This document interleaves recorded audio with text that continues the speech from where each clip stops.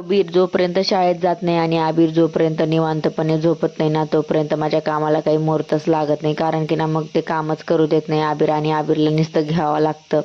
त्याच्यासाठी पहिले कबीरला शाळेत वगैरे सोडून येते आणि त्याच्यानंतर मग आबीरला थोडंसं काहीतरी खाऊ घालून त्याला झोपी लावते आणि मग दुसऱ्या कामाला लागते. कारण की ना मग ते कामच करू देत नाही. त्याच्यासाठी मग जोपर्यंत जो झोपतो ना तोपर्यंतच माझे बाकीचे कामं होतात आणि बाकीचे जे राहिले ना मग ते दिवसभर दमादमाने चाललेले असतात. तर आमच्या हाऊनलाही आज लग्नाला जायचं होतं, त्याच्यासाठीच मग त्याला खूप उशीर झाला होता. तर मग म्हणे मला डब्बा वगैरे पॅक करून दे, मी तिथं जेवून घेईन. मग त्याच्यासाठी डब्बा वगैरे पॅक केला आणि मग आपले बाकीचे कामाला लागले.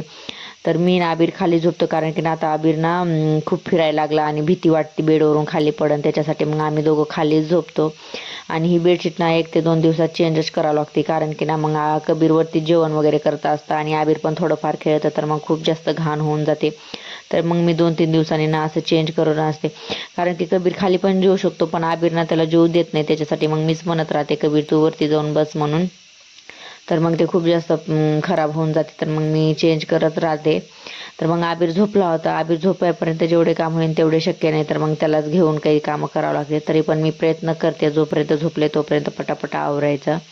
तर जारवाल्याने ना 2 दिवसापासून पाणीच दिलं नाही. आणि कसं ना मग पाणी नसन दिलं ना तर मग आपल्याला दुसरं पाणी वगैरे पिऊ वाटत नाही आणि मग गाडीवर पण आणता येत नाही एकट्या माणसाला. त्याच्यासाठी मग आज दुसरा जारवाला आला होता, तर त्याच्याकडूनच पाणी घेतलं. तर कसा वाटलं तुम्हाला छोटासा ब्लॉग मला कमेंट करून सांगा. तर भेटू अशा नवीन बाय.